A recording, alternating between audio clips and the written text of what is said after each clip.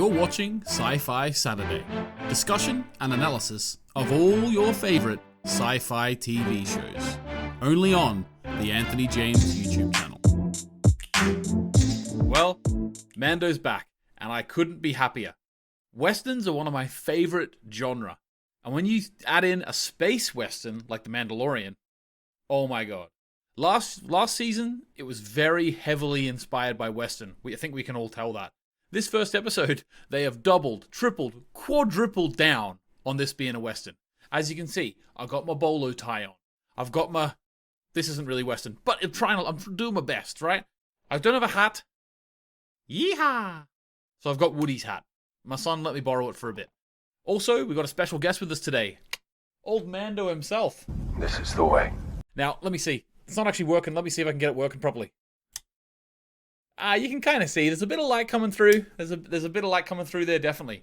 So, Mando, are you excited to be here? This is the way. Yeah, that's what I thought. Right, okay, so this week's episode of The Mandalorian, straight out of the gates, they are giving us Western. And I am, you know what? I am loving it. Before I get into my thoughts, can you make sure you subscribe to the channel? I'm going to be covering The Mandalorian every single Saturday on this channel. I'm going to be not so much breaking it down, but kind of giving it my review. Okay? I'm going to be touching on the genre themes going on in this episode. There was a lot of them. There's so much to love. I think we can all agree. This is the one place Star Wars fans can come and think, yeah, we all love this. There's not much going wrong. This episode, oh yeah, full upfront warning. Spoilers ahead. I'm not going to worry about non-spoilers. It's only one episode out. If you haven't watched it, go and watch it, okay? First things first, this is the longest episode of The Mandalorian yet. So last year, I think we had like 27 minutes for one of the episodes, so it was quite short, one of them, and then they got up to around 48 minutes. So because it's a streaming service, Disney is doing something which I think more shows should do. Now, a lot of shows do have variant lengths, but they're usually around the 50 minutes, the hour. They're not as varied as The Mandalorian is. And I love that because Disney is like, we're writing a story. If it's a really simple story that only takes half an hour to tell, well, then that's all we're giving. And I like that they do that because they're not overplaying anything. They're not underplaying anything. They're giving everything the exact length it needs.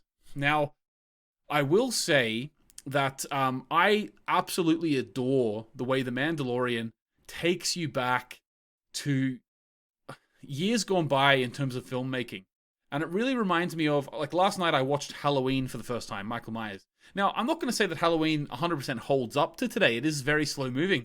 Except it's very, it's old storytelling. In that, I'm going to go and do this. I'm going to talk to this person. They're going to tell me to do this. So the Mandalorian is very much old storytelling. In terms of the plot, an outsider towner comes into town. There's a problem. He helps the townsfolk with the problem, and then he gets what he wants. That is the storyline of nearly every Western ever made. And it's simple storytelling, it's classic storytelling, and it really, really works in The Mandalorian. I absolutely adore it. What do you think, Mando? This is the way. Yeah. So, I would personally like them to continue in this vein. Obviously, you can't do a 100% Western analogous episode every week. Western are one of my favorite genres, so I wouldn't mind that. But this one, all the way down to him coming in from out of town, going into the saloon, meeting the big gunslinger of the town, who I thought it was really, really interesting the way they subverted our expectations there. We've been hearing in the news, if you don't pay attention to the news, you don't want any spoilers, then good on you. I wish I was more like that. But we have been hearing in the news that Boba Fett is going to be in this series. And so the first episode, we find out, oh, the armor, he's on Tatooine, it's got to be Boba Fett. He arrives, it's not Boba Fett, it's a different gunslinger who is wearing his armor, and that subverts our expectations. What I loved was that they doubled down on the subversion of expectations because Boba Fett was actually in the episode at the very, very end. And I can talk about that at the end. I'll sort of give an idea of what I think is coming. Yeah, I just loved it. The choice of the actor to play the gunslinger of the town, the protector of the town. I can't quite remember the character's name. I should have probably checked before I started, but you know what? Timothy Olyphant is like this generation's John Wayne, you know? So he was in Deadwood, then he was in Justified, Then he appeared in Once Upon a Time in Hollywood as like a cowboy actor. And now I remember watching Once Upon a Time in Hollywood. I think I said to my wife, "Oh, Timothy Olyphant should be in The Mandalorian." I literally said that because he's the epitomization of the cowboy TV show these days. So the fact that he was in it, it was perfect casting. Perfect casting. It really really made it feel like a Western to me. I love that he's using the jetpack and all. Like, I wasn't expecting. I don't know why. I always assumed he wouldn't know how to use the jetpack, but he did. But Timothy Olyphant, perfect casting. One little detail that I loved as well was that, now I'm sure you all realize this, but Timothy Olyphant's speeder was actually a converted pod racer. So it was like, you know how the pod racers had like the two engines?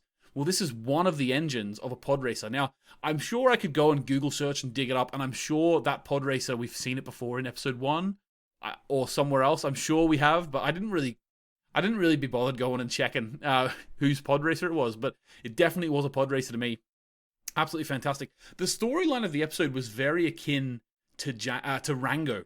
If you remember Rango, the Johnny Depp 3D animated film about the gecko or the chameleon who goes out into the wild and comes across this western town, and the bad guy is this big snake. It really felt like this to me, just the idea that this huge snake is there. There was a little moment in the show. I could talk all day about this, guys, but there was a little moment in the show that I absolutely love.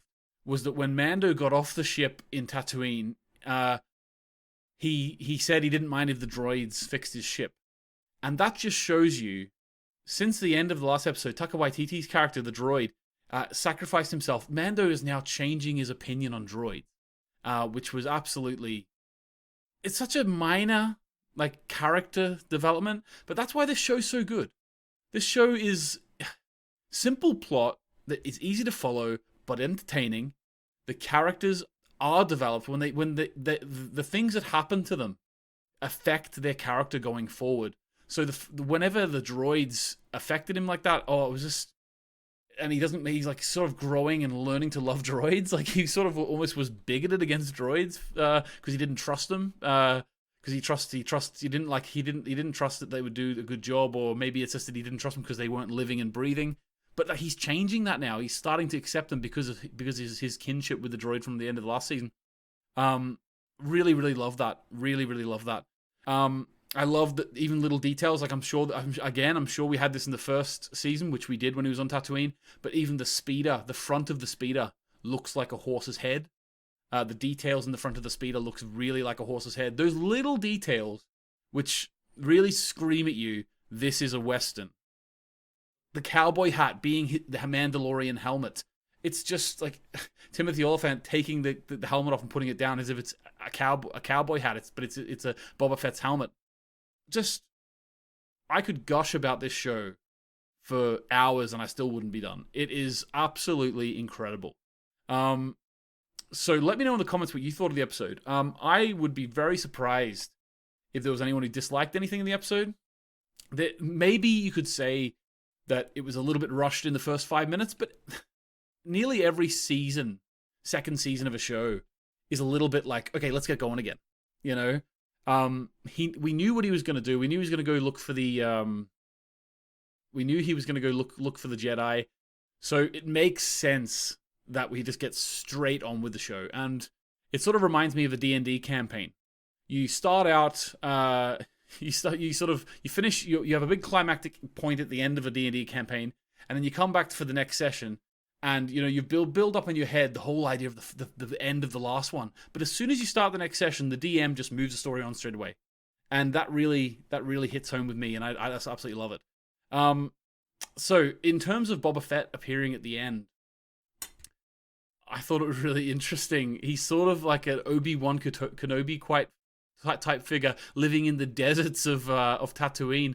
What is it about the deserts of Tatooine? People can hide away there for millennia. You know, no one knows they're there. But absolutely, I wonder what's he going to be. Is he going to be an antagonist, or is he going to be a good guy? Really, really wondering. I love that they recast the character from the prequels. No matter what you think of the prequels, when you make it consistent.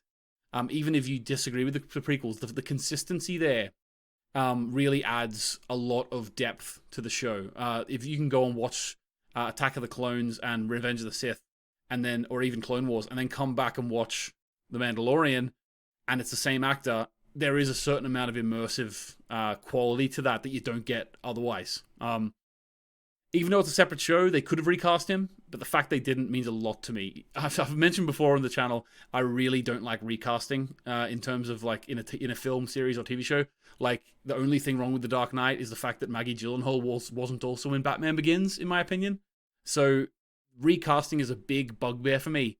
If I'm honest with you, even though this is a different series, I could have forgiven it for recasting. But the fact they went back and got the same actor for Boba Fett is brilliant. I just love that. I love that. It really helps me with the experience. Okay, guys, so that was episode 1. I'm sure I'm missing out an awful lot. I enjoyed also the Tuscan Raiders being involved. The Tuscan Raiders, again, like I'm not going to get too much into I don't think it's a direct comparison, but the idea of like the Tuscan Raiders being like the bandits in the Western, and like, you know, they come and raid the town, and it's perfect. Star Wars, especially The Mandalorian, is a Western, and it's just amazing. Like, whenever the series, the Mandalorian title comes up and that music, and it's like a horse, it's literally a Western, my heart just matches that beat. It speaks to me at such a deep level. I absolutely love it. What do you think, Mando? This is the way. This is the way. This is the way. That's what I'm going to end this video on. Subscribe to the video. More next week. This is the way. We're off and running again. You're watching Sci-Fi Saturday. Discussion and analysis of all your favorite sci-fi TV shows. Only on the Anthony James YouTube channel.